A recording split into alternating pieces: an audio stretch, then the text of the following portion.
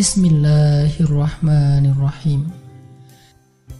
Teman-teman yang dirahmati Allah Subhanahu wa taala, pertama-tama bersyukur kita kepada Allah atas nikmat diberikan keistiqomahan sampai hari ini. Karena Allah lah yang membolak-balikan hati setiap hambanya. Bisa jadi hari ini kita kayak hati kita tuh kan kayak berada di antara jemari Allah ya. Artinya buat Allah ngebolak-balikin hati kita tuh seringan kita ngebolak-balikin bola pingpong, bola tenis meja. Gampang banget, cuman dengan 2 jari doang.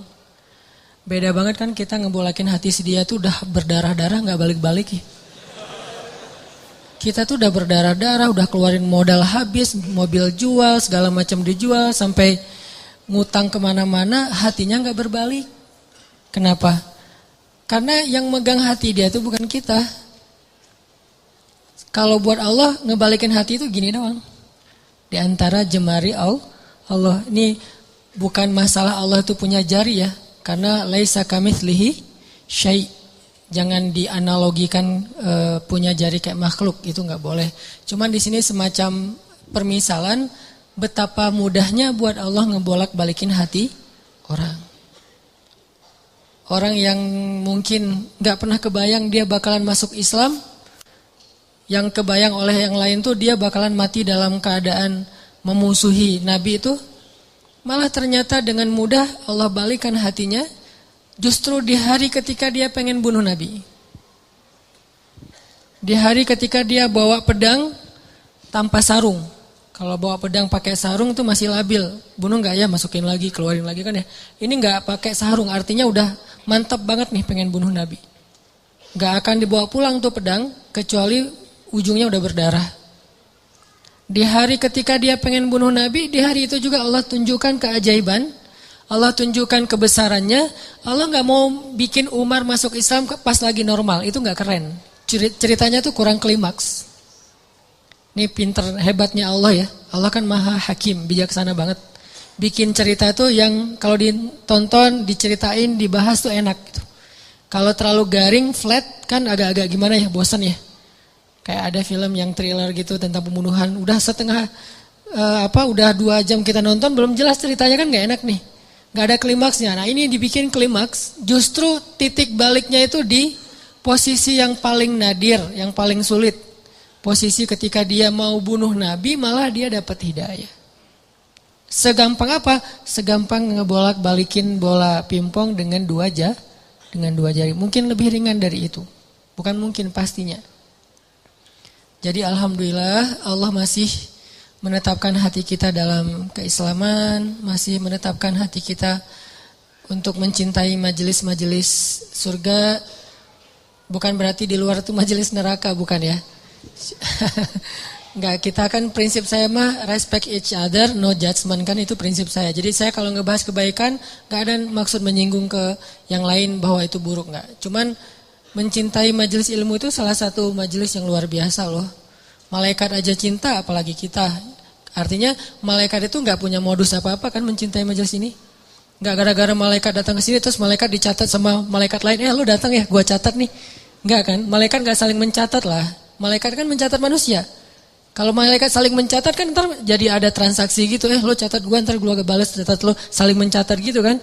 Berapa? 10. Udah tambahin deh nolnya. Kan 0 doang jadi 100 misalnya. Gak ada malaikat saling mencatat amal malaikat. Malaikat itu mencatat kita. Jadi gak ada modusnya malaikat datang ke majelis ilmu itu. Kecuali karena memang majelis ini emang baik. Malaikat itu nge-like bukan karena pengen di follow back sama kita. Gak butuh malaikat follow back dari kita. Kita yang butuh fallback dari malaikat. Apa untungnya malaikat di fallback sama kita? Gak nguntungin kan, biasa aja. Karena followersnya udah banyak. Jadi nambah 1-2 dari manusia tuh kayak gak ngaruh gitu. Kalau kita penting banget di fallback sama malaikat. Kenapa? Karena malaikat kalau nge-fallback itu pasti komennya itu kebaikan. Allahumma gfirlahu warham. Itu komennya malaikat. Ya Allah ampuni dia, rahmati dia, ampuni dia, rahmati dia. Jadi nguntungin kita. Malaikat yang gak punya kepentingan apa-apa, gak modus ngapa-ngapain, gak ada keinginan apapun, cinta dengan majelis ilmu, apalagi kita yang memang bermodus. Dan modus kita kalau karena Allah insya Allah namanya ikhlas. Modus kita pengen diingat wajah dan nama kita sama malaikat-malaikat. Nanti mereka akan bersaksi di akhirat. Dia itu ahli ilmu. Kedua, modus kita pengen dapat doa dari malaikat yang menaungi majelis ilmu. Ketiga, kita pengen dibangga-banggain sama Allah. Allah tuh ngebanggain kita di mana? Di Arasy sampai mention Jibril, @Jibril apa? Tuh gua cinta sama siapa misalnya di antara kita. Nama kita disebutin loh, di mention, di tag beneran itu. Kecuali nama kita mungkin nama yang agak-agak susah dibaca ya, terlalu banyak bahasa-bahasa asingnya. Kalau namanya standar-standar aja, Asep misalnya ya, apa gitu, itu insya Allah malaikat gampang nge-like-nya gitu. Makanya nama jangan susah-susah. Sampai kakek aja nggak tahu pas tanya, ini cucunya siapa namanya? Nanya ke anaknya, nama anak kamu siapa gitu. Saking susahnya nama anak sekarang. Jadi Allah tuh ngebanggain kita tuh pakai nama kita. Nama yang ada di KTP, nama yang ada di SIM. Kecuali nama-nama terlarang ya. Tapi kalau namanya masih wajar, KTP, SIM itu sama dipakai di langit. Allah nge-mention kita, terus dikasih tahu kepada Jibril. Jibril ngasih tahu ke malaikat. Malaikat ngasih tahu ke seluruh makhluk, ngedoain kita. Kan bermodus tuh. Jadi kalau malaikat aja nggak ada modus cinta dengan majelis ini, kayaknya kita punya alasan yang lebih kuat untuk tetap cinta. Dan ini salah satunya bimbingan hati dari Allah. Alhamdulillah. Kita syukurin terus biar Allah tambahin lagi, istiqomahin lagi. Setiap minggu, setiap bulan, setiap tahun sampai akhir hayat kita. Teman-teman yang dirahmati Allah, malam ini kita bahas tentang life goals. Kalau dalam bahasa ulama itu disebut dengan himmah. Salah satunya disebut dengan himmah. Apa kepengennya kita? Apa yang bikin kita happy? Apa yang bikin kita ngerasa hidup itu meaningful, bermakna? Ini namanya himmah. Mungkin kalau bahasa sederhananya life goals. Sebelum kita ngobrolin tentang masalah himmah, life goals ini, coba kita baca satu paragraf kecil di dalam surat Ali Imran ayat 35. Biar gaung tilawah kita itu makin menggetarkan arasy Allah dengan kebaikan. Surat Ali Imran ayat 35. Kita baca sampai ayat 37. Surat Ali Imran ayat 35 sampai 37. A'udzu billahi minasy syaithanir rajim. Silakan.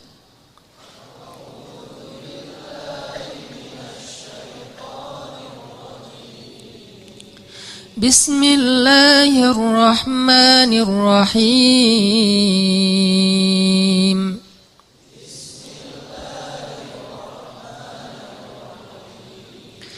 إذ قالت امرأة عمران رب إني نذرت لك ما في بطني محررا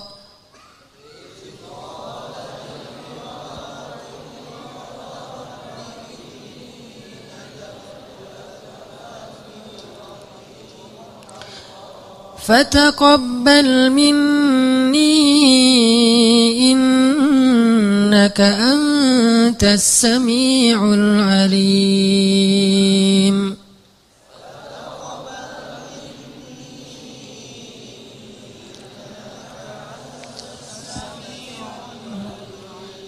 فلما وضعتها قالت رب إني وضعتها أنثى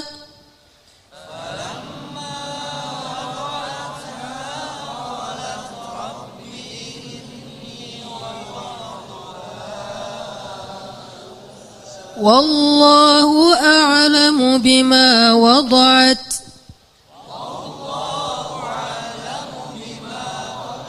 وليس الذكر كالأنثى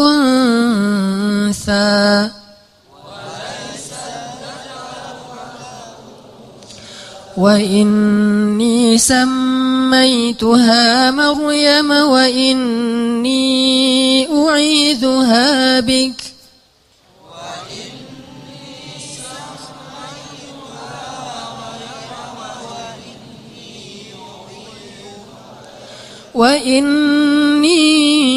أعيذها بك وذريتها من الشيطان الرجيم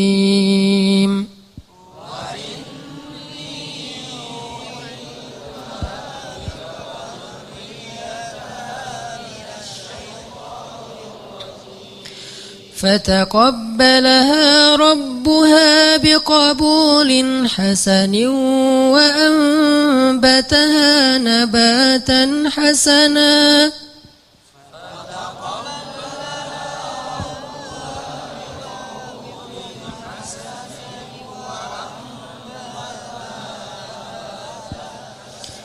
وكفلها زكريا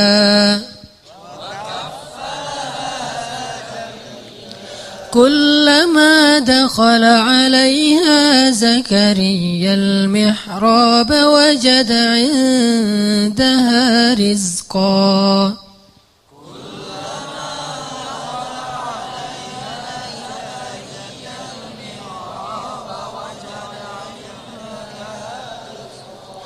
قال يا مريم أنى لك هذا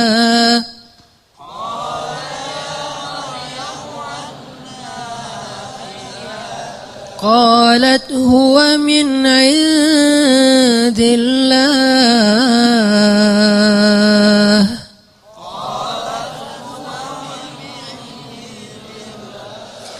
إن الله يرزق من يشاء بغير حساب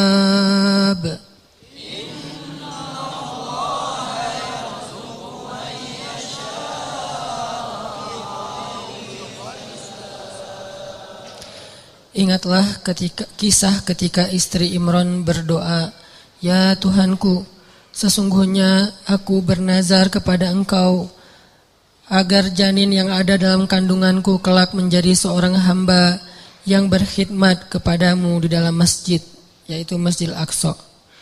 Maka terimalah nazarku itu. Sesungguhnya Engkaulah yang Maha mendengar lagi Maha mengetahui." Maka ketika ia melahirkannya, ia berkata, "Ya Tuhanku, aku telah melahirkan anak perempuan, sedangkan Allah lebih tahu apa yang dia lahirkan. Dan anak laki-laki tidaklah sama dengan anak perempuan dalam aturan-aturannya. Dan aku memberinya nama Maryam, dan aku memohon perlindunganmu untuknya dan anak cucunya dari gangguan syaitan yang terkutuk." Maka Allah menerima Maryam dengan penerimaan yang baik, membesarkan Maryam dengan pertumbuhan yang baik, dan menyerahkan pemeliharaan Maryam kepada Zakaria. Setiap kali Zakaria masuk menemuinya di dalam mihrab kamar khusus ibadah, Zakaria mendapati makanan di sisi Maryam. Lalu Zakaria bertanya, "Wahai Maryam, dari mana engkau memperoleh makanan-makanan ini?" Maryam menjawab, "Semua ini dari Allah. Sesungguhnya Allah memberi rezeki kepada siapa yang Dia kehendaki tanpa perhitungan." Shadaqallahul azim. Ini adalah sepenggal kisah teman-teman tentang himmah, life goals. Bahwa di sini dikisahkan himmah atau keinginannya Ibu Maryam, istri Imran. Dan by the way, Imran ini adalah salah satu simbol keluarga paling keren yang Allah rekomendasikan di dalam Al-Quran. Selain keluarga Nabi Muhammad itu ada dua keluarga lagi, keluarga Ibrahim dan keluarga Imran. Jadi kalau kita pengen niru, pengen jadi rumah kita itu seperti apa sih? Seperti rumah Nabi Muhammad, Baitun Nubuwah, atau rumahnya Ibrahim, atau rumahnya Imran. Salah satu dari tiga itu. Kalau bisa tiga-tiganya lebih keren. Dan Allah rekomendasiin itu di dalam Al-Quran. Allah telah innallaha astafa Adam wa Nuhan wa ala Ibrahim wa ala Imran alal alamin. Allah menjadikan mereka lebih daripada semua yang ada di dunia. dua keluarga ini, keluarga Ibrahim dan keluarga Imran. Bahkan sebagian ulama sampai berdebat, Imran ini nabi atau bukan. Sebagian mengatakan Imran ini orang solih, dan sebagian lagi mengatakan Imran ini termasuk salah satu di antara nabi, walaupun bukan rasul. Karena sebagian ulama mengatakan nabi itu ada 124.000, banyak, dan salah satunya ada Imran. Terlepas dari perdebatan status Imran, yang jelas dia adalah hamba terpilih. Dan Allah menikahkan Imran dengan seorang perempuan yang sangat solehah. Perempuan yang gak sembarangan perempuan. Yang dari bibit yang luar biasa ini nanti muncullah keturunan-keturunan yang luar biasa, hebat, menyejarah. Sampai Al-Quran aja nyebut mereka, nyebut namanya, nyebut kisahnya, nyebut keutamaannya. Itu keren banget. Dan tadi saya bilang by the way-nya apa? Istri Imran itu adalah adik kakak dengan istri Zakaria. Jadi Imran sama Zakaria apaan? Ipar ya. Karena istri Imran itu adik kakak sama istri Zakaria. Jadi Imran, Zakaria ini orang-orang soleh semua. Yang tinggal di Palestina atau tinggal di dekat Masjid Al-Aqsa. Lama Imran gak punya anak, lama Zakaria juga gak punya anak. Dua-duanya gak punya anak nih. Imran gak punya anak sampai usia tua, Zakaria juga gak punya anak sampai usia tua. Sampai kemudian istri Imran bernazar. Dulu nazar itu masih sesuatu yang wajar. Di zaman Nabi Muhammad sampai kita sekarang, nazar itu boleh tapi agak kurang disukai. Tapi boleh-boleh aja. Nah dulu istri Imran bernazar, ini nazar tuh, saya bernazar. Kalau saya hamil, saya pengen punya anak laki-laki. Kalau dia jadi anak laki-laki, akan saya jadikan dia sebagai marbot Masjid Al-Aqsa. Sebagai khadim atau marbot Masjidil Aqsa. Ini life goalsnya istri Imran. Pengen punya anak yang ngemakmurin rumah Allah. Pengen punya anak yang kerjanya ngapain? Jaga rumah Allah. Supaya Allah jaga dia nanti di akhirat. Dia kerjaannya tuh bersih-bersih masjid. Dan itu bukan kerjaan orang yang pengangguran loh ya. Walaupun istilah di kita itu marbot. Itu istilah yang mungkin jadi kemudian terkesan di masyarakat sesuatu yang nggak keren, biasa aja. Padahal itu pekerjaan paling mulia loh. Kalau ada orang yang sebagai mungkin dia yang bertanggung jawab di sebuah bangunan sejarah, perpustakaan, museum kayak gitu-gitu, ada yang lebih keren, ngejaga rumah Allah Subhanahu Wa Taala. Ngejaga di sini bukan berarti Allah nggak bisa ngejaga.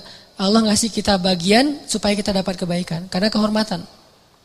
Kalau Allah menjagain sendiri terus nggak ada peluang kita untuk dapat kehormatan dari Allah. Justru karena Allah kasih kesempatan, ini bukan karena Allah kurang mampu, enggak.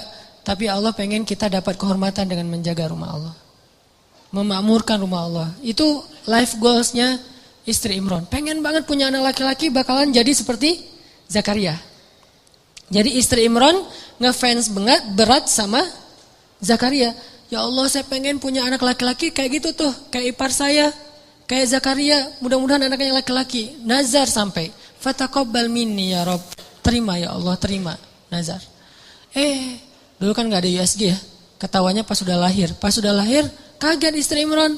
Rabbi, inni wada'atuha unsa. Ya Allah gimana nih anaknya perempuan? Sementara, walaysa dzakaru kal unsa. Ini perlu kita garis bawahin. Laki-laki tidak sama seperti perempuan. Ini bukan bab emansipasi. Bukan Islam anti kesetaraan gender, bukan. Maksudnya adalah dulu tradisi orang Bani Israel, tradisi orang Yahudi yang ada di Palestina, perempuan tuh nggak boleh menjadi marbot di masjid. Perempuan itu nggak boleh belajar di dalam masjid. Perempuan itu nggak boleh bahkan masuk ke masjid kecuali terbatas sekali gitu. Jadi maksud laki-laki tidak sama dengan perempuan, maksudnya tradisi yang berlaku waktu itu tidak sama laki-laki dengan perempuan. Ini bukan doktrin bahwa Islam itu nggak mengakui perempuan, bukan. Kita harus balik lagi ayat itu, kembalikan lagi kepada konteks sejarahnya. Makanya saya sering bilang, jangan menjudge sejarah dengan angle kekinian, pasti jadi salah paham. Kalau kita menilai sejarah tapi pakai persepsi kekinian, kita akan sering salah paham terhadap sejarah. Kok gini sih, kok gitu sih? Kenapa? Karena kita ngelihatnya benturan dengan culture kekinian kan. Makanya kalau pengen ngerti sejarah, pakailah angle sejarah. Jadi yang dilihat bukan cuma adegannya, sampai persepsi sejarah, emosional sejarah, lengkap gitu. Jadi sejarah itu sampai baper. Jangan cuman adegan tapi persepsinya kekinian, gak nyambung. Nah pada masa itu, Laki-laki dan perempuan itu dibedain tentang masjid. Laki-laki boleh masuk ke masjid bebas, boleh berkhidmat di masjid, boleh belajar di masjid, boleh jadi ulama di masjid. Perempuan gak boleh, beda dengan di Islam kan. Kalau di Islam justru sebaliknya.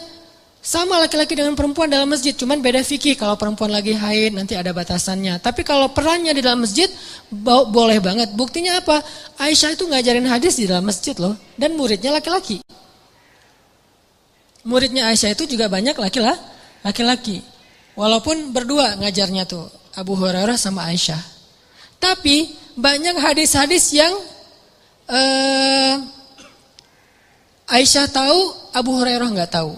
Atau hadis-hadis yang Abu Hurairah tahu, Aisyah nggak tahu. Sehingga mereka kayak saling mention gitu, saling broadcast. Aisyah broadcastin dong hadis-hadis yang gua nggak tahu, di broadcast sama Aisyah. Nanti Aisyah juga minta dari Abu Hurairah, saling transfer hadis. Bukan untuk mentahzir ya. Mereka mentransfer hadis bukan untuk nyalah-nyalahin, salah lo, enggak. Mentransfer hadis itu untuk saling sharing kebaikan. Motivasi sifatnya. Oh ada hadis gitu ya, iya gitu. Jadi dalam Islam, Abu Hurairah, Aisyah ngajar di masjid, nanti ada tokoh-tokoh perempuan yang luar biasa banyaknya, termasuk yang paling legend itu kan Khadijah ya.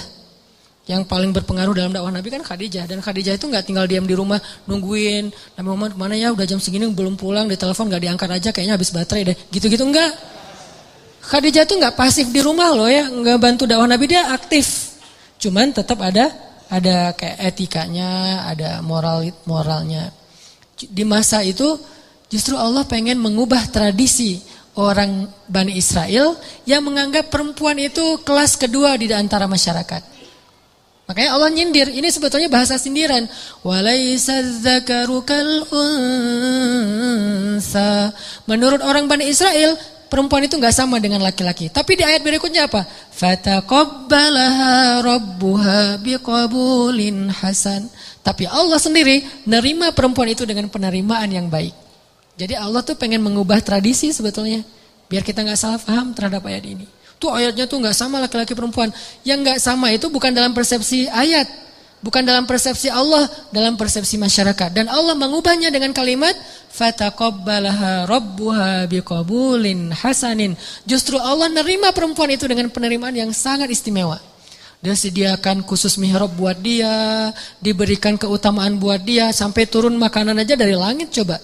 Kurang apa perlakuan Allah? Treatment Allah ke Maryam tuh lebih istimewa daripada cowok-cowok yang udah lama di situ. Banyak tuh cowok-cowok, ada yang jomblo, ada yang udah nikah, itikaf di masjid, terutama yang jomblo ya. Masih punya banyak waktu lah buat itikaf kan. Kalau udah nikah, kalau keseringan itikaf zalim juga sama istri ya kan ya.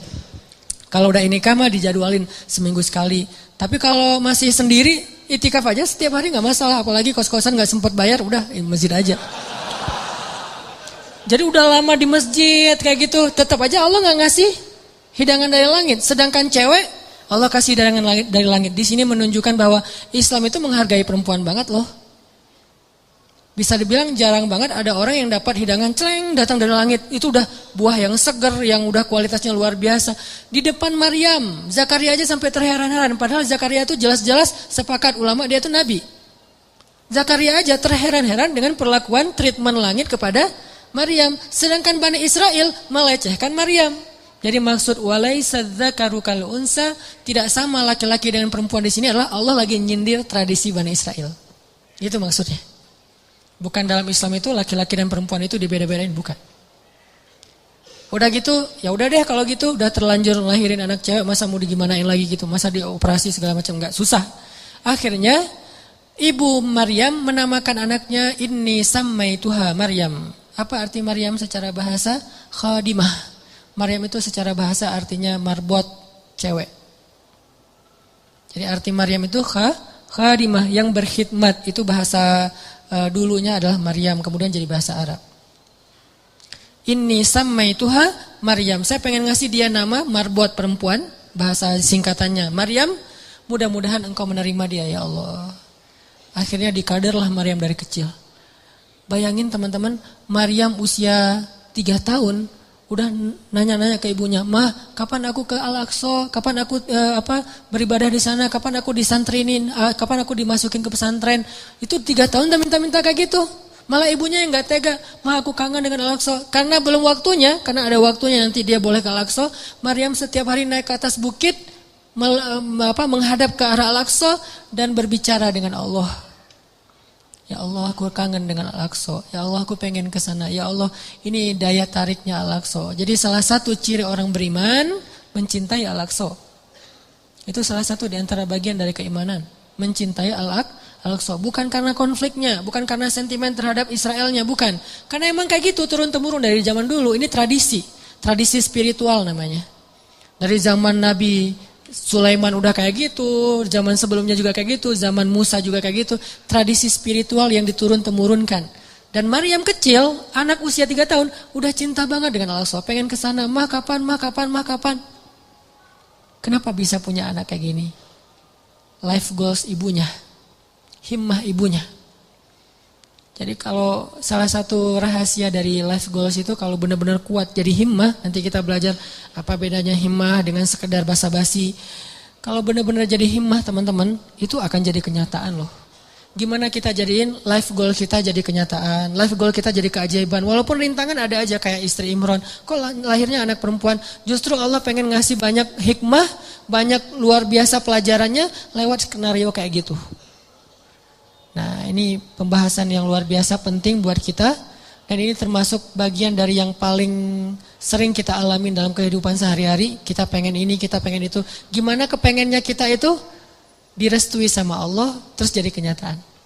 Salah satu keinginan besar Ibunda Maryam adalah punya anak yang kelak jadi seperti Zakaria, berkhidmat untuk Masjidil Aqsa. Lalu beliau bernazar, kemudian hamil. Yang tadinya gak hamil-hamil, tapi gara-gara punya nazar gini, Allah beri dia rezeki hamil. Cuman sedikit berbeda dengan harapan beliau, bahwa yang diharapkan lahir anak laki-laki. Soalnya bukan nggak mau anak perempuan, bukan, karena tradisinya nggak boleh anak perempuan berkhidmat di Masjid Al-Aqsa. Jadi masih pakai mindset tradisi Bani Israel. Tapi Allah pengen mematahkan mindset itu, pengen mengganti tradisi itu dengan cara sengaja Allah setting lahirnya anak perempuan. Dan anak perempuannya juga bukan anak perempuan biasa. Menurut saya itu perempuan nomor 1 di dunia yang paling istimewa. Ada 4, Asia, Maryam, Khadijah, Fatimah. Nah 4-4-nya nih sempurna. Tapi kalau buat saya tuh cerita-cerita Maryam tuh luar biasa. Walaupun kita tidak mengecilkan sama sekali Khadijah dan Fatimah, dan itu luar biasa juga. Cuman kalau Maryam sampai nama surat Al-Quran jadi nama dia gitu kan ya. Kisahnya ada di surat Ali Imran, bapaknya juga jadi nama surat, saking istimewanya. Ini Allah setting kayak gitu, lahir anak perempuan, Maryam dari kecil udah solehah, solehahnya tuh kayak gift, bakat. Bukan solehah hasil didikan, tapi emang bakat. Kan ada orang yang bakat soleh, ada yang dididik jadi orang soleh. Kalau yang bakat soleh tuh, keluarganya gak ada yang soleh, justru keluarganya soleh gara-gara dia lahir. Jadi setelah dia lahir, berubahlah. Keluarganya ada yang kayak gitu kan, gift dari Allah ya. Mungkin doa-doa dari kakek buyut entah kesekian. Nah pas Maryam cukup umur, usia masih anak-anak juga tapi udah cukup umur, bukan lagi dalam asuhan, maka Maryam dibawa ke Masjidil Aqsa. Awalnya ditentang sama rabi-rabi Yahudi yang ada di sana itu ditentang. Karena ini menyelisihi tradisi mereka. Gimana wahai Zakaria kamu masukin anak perempuan? Ini aib buat kita, ini nggak boleh dan seterusnya. Akhirnya Zakaria meyakinkan mereka, membujuk mereka sampai Zakaria bikin SOP. Udah tenang aja, dia nggak akan ganggu kalian. Dia akan kita berikan mihrab sendiri. Dia nanti ada jadwal sendiri. Dia tidak akan ikut dengar taklim. Jadi ada taklim di masjid, cewek nggak boleh ikut. Kalau kita kan menyediakan cewek justru di atas kita ya, masya Allah ya. Saking mulianya cewek itu di atas, kita di bawah. Cuman nggak boleh lihat ke belakang ya. Doain aja yang di belakang, mudah-mudahan tahu akun kita. Jadi cewek-cewek pada di atas. Kalau di zaman dulu Bani Israel justru cewek itu nggak boleh ikut taklim loh. Kalau ada yang bilang Islam itu anti perempuan, kesetaraan gender, emansipasi segala macam, enggak. Justru Maryam itu nggak boleh ikut taklim para laki-laki. Mereka buat taklim tafsir Taurat, hadis-hadis Nabi Musa, kan dulu tuh ada tafsir, ada hadis juga ya. tafsirnya kitab Taurat, hadisnya Nabi Musa, bahas sirah, bahas fikih, itu semuanya buat cowok-cowok. Ceweknya nggak boleh. Kalau Maryam dibolehin tinggal di sebuah mihrab dengan syarat dia nggak boleh ikut dengerin taklim. Dia murni cuma ngangkat-ngangkat air, naruh untuk orang berwudu, terus ngebersihin masjid pas orang udah pada bubar, gitu doang. Tapi subhanallah, banyak adegan ketika murid-murid yang cowok ini ujian, mereka nggak bisa jawab, Maryam bisa jawab. Karena Allah sendiri yang mendidik Maryam, bukan seorang ulama. Allah sendiri yang nge-treat Maryam. Jadi ilmu Maryam itu terkenal di antara mereka, sehingga diam-diam cowok-cowoknya malah banyak belajar kepada Maryam. Ini cara Allah mengganti tradisinya. Fataqabbalaha rabbuha biqabulin hasanin wa ambataha nabatan hasanan wa kaffalaha Zakaria. Diberikan tanggung jawab itu kepada Zakaria. Sampai suatu saat, ini Zakaria belum punya anak juga nih. Pengen banget punya anak, dan itu life goals-nya Zakaria, pengen punya anak. Tapi belum kuat.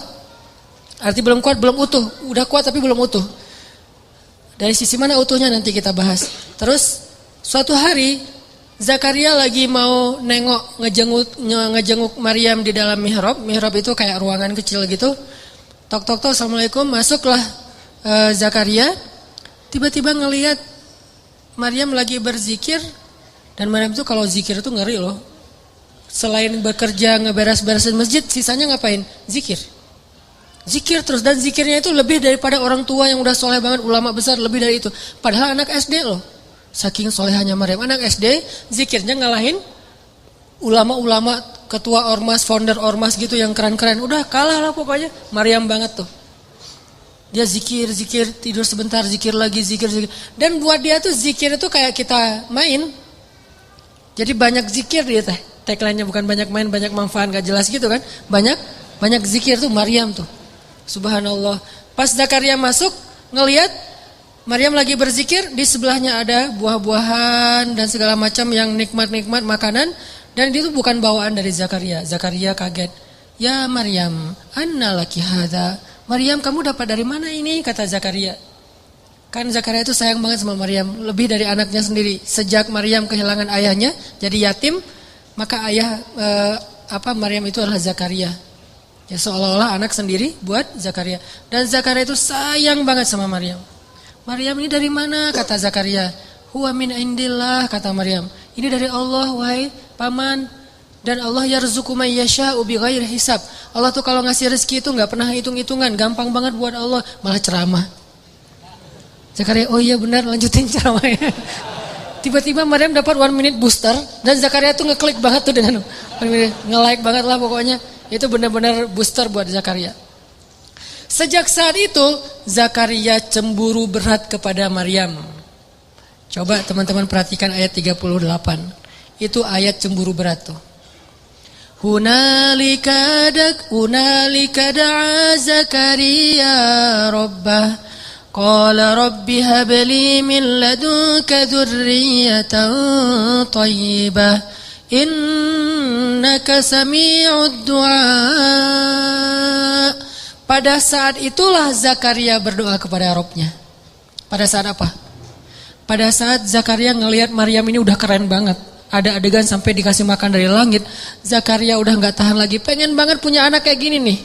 Hunalik, pada saat itu di sana. Jadi kalau hunaka itu cuman di sana doang. Kalau hunalika di sana, dan pada saat itu ketika Zakaria terkagum-kagum tuh udah luar biasa kepada Maryam, hunalika da'a Zakaria rabbah. Saat itulah, di sanalah Zakaria langsung berdoa kepada Rabbnya. Rabbi habli min ladunka dzurriyyatan thayyibah. Ya Allah, beri saya keturunan kayak gitu ya Allah. Coba, kayak gitu. Saya pengen kayak gitu ya Allah, yang soleh seperti itu. Minta tetap anak laki-laki tapi solehnya kayak Maryam. Jadi minta anak laki-laki tapi teladannya anak perempuan. Coba, ini bukan hal besar soal laki-laki dan perempuan dalam Islam. Kadang teladannya laki-laki, kadang teladannya perempuan, dan itu hal yang bukan not big deal lah pokoknya. Ya Allah, beri saya anak laki-laki tapi sesoleh Maryam. Saya pengen banget kayak gitu tuh. Ini soleh luar biasa. Fataqabbal innaka sami'ud du'a. Akhirnya turunlah Jibril kepada Zakaria saat itu di ayat 39. فنادته الملائكة وهو قائم يصلي في المحراب أن الله يبشرك بيحيى مصدقا بكلمة من الله وسيدا وحصورا ونبيا من الصالحين. Salah satu di antara kelebihan Yahya yang disebutin di ayat 39 apa? Wahasuran. Hasur. Apa itu hasur? Hasur itu sifat cowok yang kalau di cewek itu namanya Azra. Kan julukan Maryam itu Maryam al-Azra. Apa arti Maryam al-Azra? Saint Mary. Itu bahasa Inggris yang diambil dari bahasa Arab. Saint itu artinya suci. Jadi Azra itu suci. Suci dalam arti apa? Gak pernah disentuh oleh siapa-siapa. Walam yamsasni basyaru walam aku baghiya. Saya itu gak pernah disentuh laki-laki dan bukan perempuan yang murahan. Jadi Maryam itu saking terjaganya, dia gak kenal laki-laki kecuali 3 orang yang kenal dekat. 1, bapaknya Imran. 2, pamannya Zakaria. 3, anaknya Isa. Jadi kalau kita periksa di list kontak handphonenya Maryam, cowok itu cuma ada 3 loh. Sisanya semuanya cewek.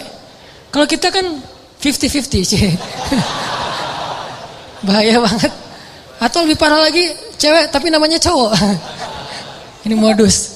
Kalau Maryam, list kontaknya tuh cuma 3 doang yang cowok. Yang sisanya cewek semua, saking terpeliharanya Maryam. Nah kalau perempuan namanya Azra, kalau laki-laki namanya Hasur. Arti Hasur itu laki-laki yang sangat terpelihara, terjaga banget, nggak pernah bisa digodain. Kalau Yusuf hampir kegoda, kalau Yahya nggak bakalan sama sekali. Benar-benar terjaga. Sampai ada cewek yang jatuh cinta sama Yahya gitu kan? Setiap hari nge-like postingan Yahya, first like, komen kayak gitu. Yahya biasa-biasa aja, nggak di fallback sama Yahya. Lama-lama dia putus asa, vulgar gitu, nge-DM, fallback dong Yahya, nggak di fallback. Akhirnya dia teriak-teriak, ya, minta tanda tangan apa segala macam, minta apa kupluknya Yahya, minta topinya Yahya. Wah Yahya mah nggak diwaro sama Yahya, biasa-biasa aja. Lama-lama nih cewek patah hati, karena dia patah hati, akhirnya dia nekat. Nekatnya apa? Dia minta hadiah ulang tahun ke bapaknya, kepala Yahya. Ini bahayanya cewek di zaman dulu ya. Untung kita nggak hidup zaman itu. Kepedean. Siapa juga yang mau gitu. Itu ulang tahunnya si cewek, hadiahnya kepala Yahya dan diaminkan, dikabulin sama bapaknya penguasa gitu. Yahya lagi sujud, digorok kepala Nabi Yahya sama Bani Israel, diambil dan dihadiahkan ke raja. Nabi Yahya itu termasuk syuhada, salah satu nabi yang syahid. Sama kayak bapaknya juga syahid. Intinya mah Allah kasih persis kepada Zakaria, anak kayak Maryam, cuman beda dia laki-laki, yang itu perempuan. Tapi sama, yang satu Azra, yang satu lagi Hasur. Wahasuran itu asal usul dari istilah Hasur, kalau kita baca tafsir. Ini artinya teman-teman apa? Life goalsnya istri Imran Allah wujudkan dengan cara keajaiban. Dari Maryam lahirlah Isa. Jadi akhirnya istri Imran bukan cuma punya anak satu, jadi punya 2 keturunan yang istimewa. 1 anaknya, kedua cucunya, dan dua-duanya keren banget. Isa. Dan Isa ini satu-satunya nabi yang ketika lahir tidak disentuh oleh, satu-satunya bayi yang ketika lahir tidak disentuh oleh jin. Yang lain disentuh, toel dikit Tapi kalau Isa gak berani toel. Dan 1 dari 3 bayi yang bisa ngomong waktu kecil. Dan ngomongnya itu bukan mama, bukan ceramah. Bayi umur masih dalam gendongan ibunya nih, masih berapa bulan gitu, gak sampai berapa bulan lah, baru lahir banget, itu bisa ceramah. Yang tadi saya baca pas rakaat kedua, qala, berkatalah bayi Isa, Inni abdullah ataniyal kitaba wa ja'alani nabiyya wa ja'alani mubarakan aynama kuntu wa awsani bis salati waz zakah ma dumtu hayya wa barran bi walidati wa lam yaj'alni jabbaran shaqiyya wassalamu alayya yawma wulidtu wa yauma amut wa yauma ub'atsu hayya. Panjang gitu bayinya bisa ngomong. Masya Allah, luar biasa. Keturunan Imran. Himmah, life goalsnya siapa? Neneknya. Sampai bisa ngomong sepanjang itu, orang-orang Bani Israel pada kaget. Karena waktu itu Bani Israel kan mencegat Maryam di depan gerbang kota, gak boleh masuk karena dianggap aib. Seorang perempuan punya anak tapi gak punya suami, di luar nikah gitu. Padahal bukan di luar nikah, tanpa nikah kan. Gak punya suami emang. Dan gak punya pasangan, gak disentuh sama sekali oleh laki-laki, saking terpeliharanya Maryam. Mereka cegat, ya Maryam, laqad ji'ti syai'an fariya. Hai Maryam, kamu bawa masalah, kamu bawa aib, kamu bawa kayak kesialan kepada kota kami, gak boleh masuk. Ya ukhta Harun, wahai Maryam, wahai saudara Harun, maka na abuki imra'asau. Kenapa kamu hina sekali sementara ayahmu orang mulia? Wa ma kanat ummuki baghiya. Kenapa kamu perempuan gak terjaga sementara ibumu sangat terjaga? Dicela Maryam habis-habisan.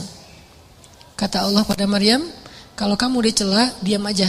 Gak usah komen, gak usah balas, gak usah curhat-curhat di medsos. Diam aja. Ini nasihat Allah kepada Maryam nih. Jangan curhat di medsos. Fa imma tarayinna minal bashari ahadan faquli inni nadartu lirrahmani sawma falan ukallimal yawma insiya. Maryam, nanti kalau kamu di haters, jadi kan banyak haters di Bani Israel kan suka haters orang soleh gitu kan. Mereka nge-follow tuh bukan pengen dapat inspirasi, cuma haters doang. Ngintip dia lagi posting apa, diserang, posting apa diserang gitu. Akhirnya kata Allah, kalau kamu diserang, komennya nggak enakan, terus kamu dihaterin sama mereka, udah diem, nggak usah dibalas, nggak usah diapa-apain, nggak usah diblok, nggak usah dihapus tuh komen. Pengalaman. Terus diapain? Diam aja. Terus kalau diam gimana? Tenang, biar aku yang belain kamu. Jadi ketika seorang meminta bela dari makhluk, Allah nggak akan ngebelain dia. Ketika kita diam dan meminta bela kepada Allah, Allah akan belain kita. Kan terjadi di zaman Nabi itu ada dua orang bertengkar nih. Yang satu ngomel, teriak-teriak marah-marah. Yang satu lagi diam aja, dia sabar. Nabi dari jauh memperhatikan sambil tersenyum. Terus lama Nabi perhatiin, Nabi tadi lagi lewat nih. Gak sengaja ngelihat ada dua orang bertengkar, yang satu diam, yang satu ngomel. Nabi memperhatikan yang diam sambil senyum lama. Lama dia ngomel, akhirnya yang diam tadi gak sabaran, gak kuat lagi, dibales.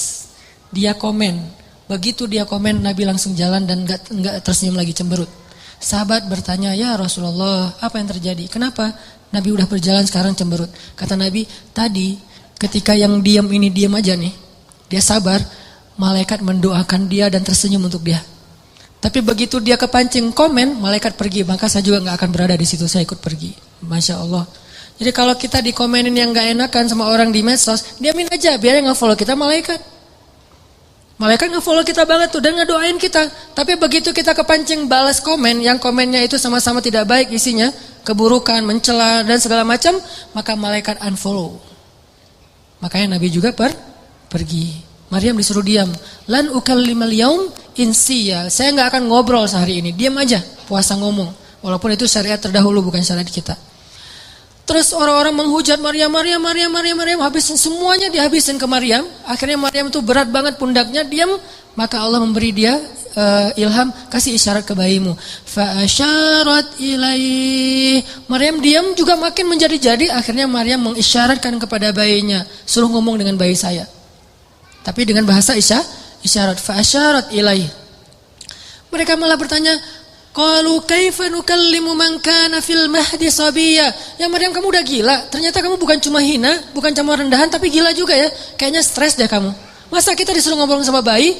Langsung bayinya ngebelain mamahnya. Kata si bayi teh, ini mamah gua disuruh berbakti sama mamah gua. Apa kalian? Akhirnya pada takut. Wah, coba bayangin, bayinya bisa ngomong lancar, bahasanya tuh tinggi lah gitu, kayak syair. Qala inni abdullah. Saya itu hamba Allah, kata si bayi. Gak tahu nunjuk-nunjuk apa enggak. Pokoknya gitu aja. Inni abdullah atani alkitab. Saya itu dikasih alkitab loh.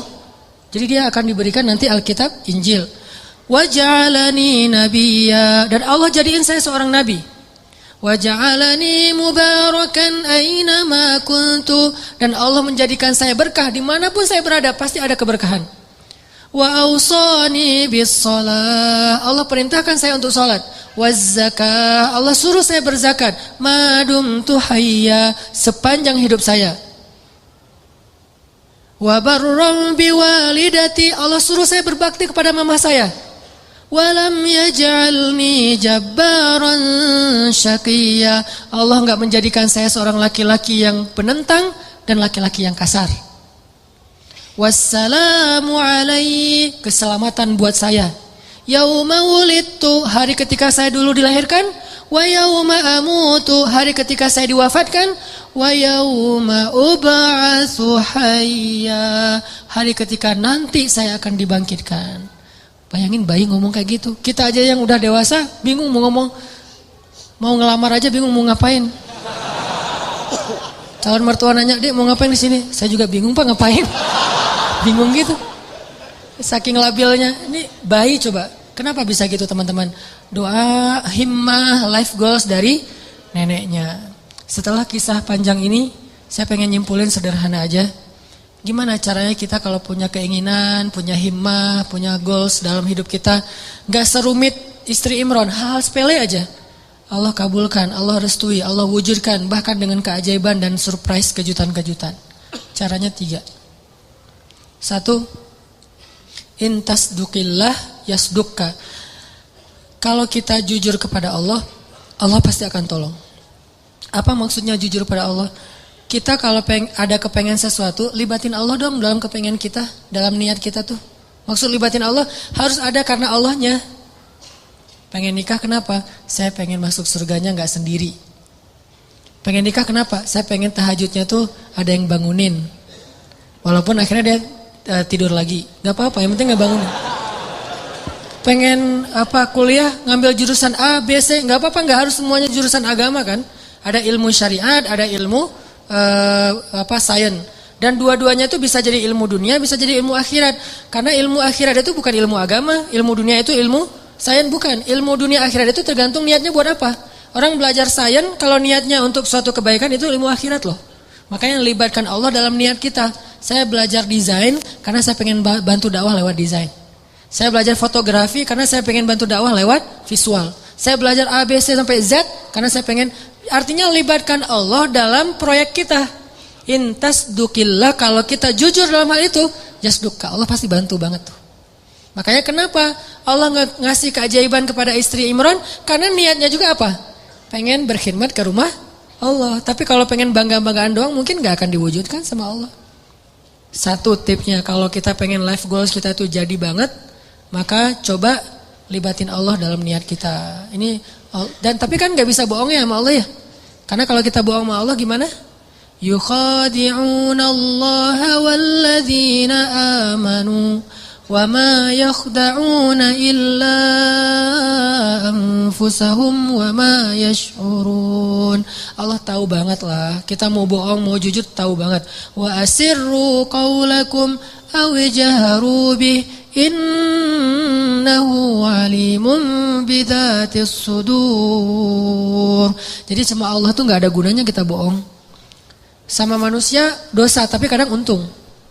Secara dunia ya, dosa berbohong tapi kadang-kadang untungin dunia kita. Tapi sama Allah gak bisa karena dia gak akan ketipu sama kita. Alimun bidzatis sudur, sangat tahu segala yang tersembunyi dalam hati kita. Jadi kalau kita jujur kepada Allah dalam satu goals, dalam satu kepengennya kita, harapan kita, himmah kita, karena kita pengen ada urusannya dengan Allah, pengen dapat ridha Allah, pengen apa dengan Allah, maka Allah pasti akan bantu. Teman-teman yang dirahmati Allah,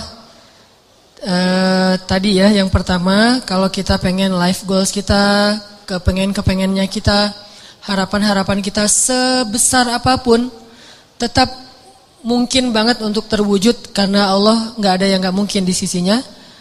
Ala kulli syai'in qadir. 1 tuh intasdikillah yasdukka. Kalau kamu jujur ke Allah, Allah akan jujur. Maksud jujur ke Allah tuh libatkan Allah dalam niat kita. Kayak tadi misalnya, kenapa pengen punya pasangan? Biar ada yang mensupport saya buat dakwah. Biar ada yang ngebujuk saya buat ke masjid. Biar ada, semuanya ada urusannya dengan Allah. Nah ini pasti akan Allah mudahin banget. Dan itu akan jadi keajaiban. Jadi kayak nggak pernah kita nyangka itu bisa terjadi kalau kita intasdukillah, kalau kita jujurnya ke Allah. Terus yang kedua, jangan sampai apa yang kita inginkan itu sekedar khawatir. Jadi niat itu teman-teman ada dua. Ada khawatir, ada azam. Apa beda khawatir dengan azam? Khawatir itu bahasa Arab yang terus diserap jadi bahasa Indonesia khawatir.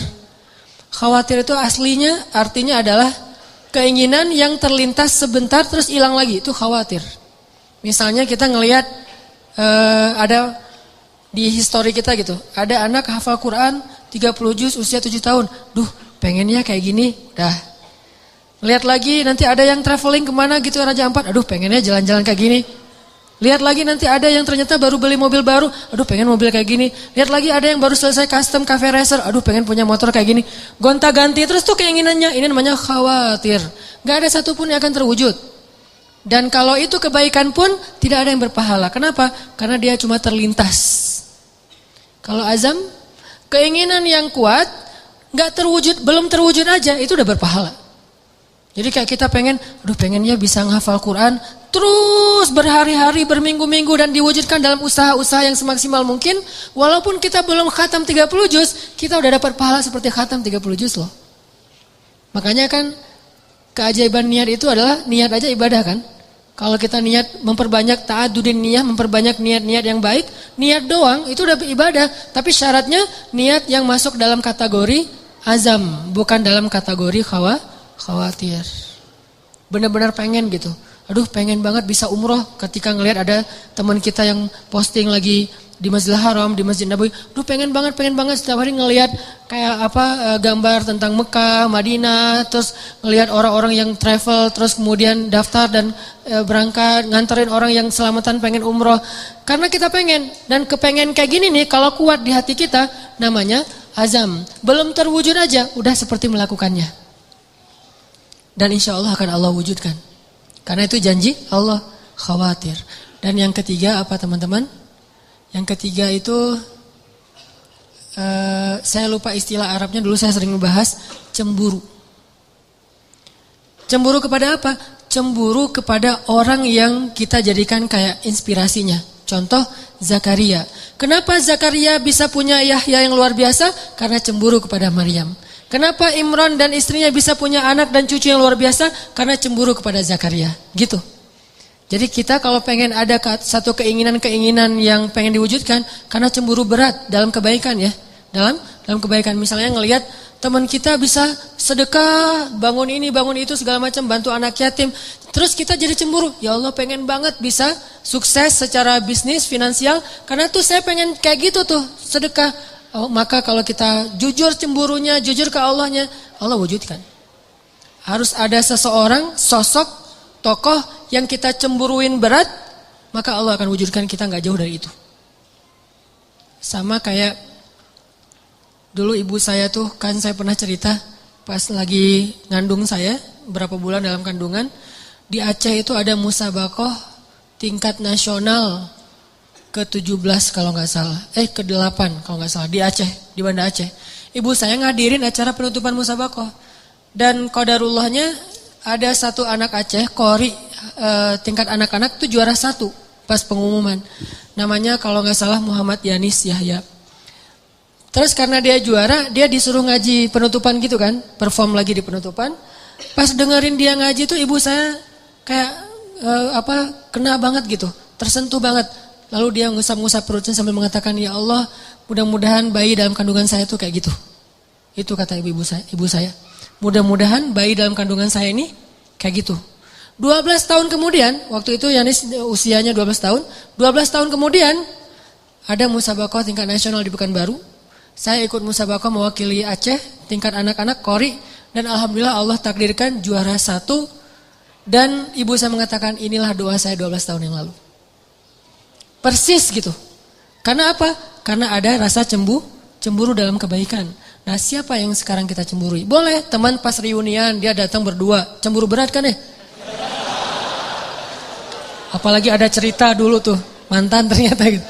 Wah pengen banget gini ya Allah, gimana nih caranya? Memang gak ada yang lain yang kayak gini. berat, cemburu yang luar biasa. Bukan cemburu karena happy-nya, seru-seruannya, tapi karena mungkin mereka berdua tuh sekarang kelihatan rukun, soleh-soleha, diberikan anak yang soleh-soleh yang luar biasa. Cemburu yang melibatkan Allah, maka Allah akan wujudkan itu. Seperti cemburunya istri Imran kepada Zakaria dan cemburunya Zakaria kepada Maryam. 3 ini. Jujur sama Allah, libatin Allah. Terus yang kedua, apa tadi teh? Oh ya, azam, jangan khawatir, keinginan itu harus kuat, jangan loncat-loncat, jangan ganti-ganti. Dan yang ketiga adalah cemburu.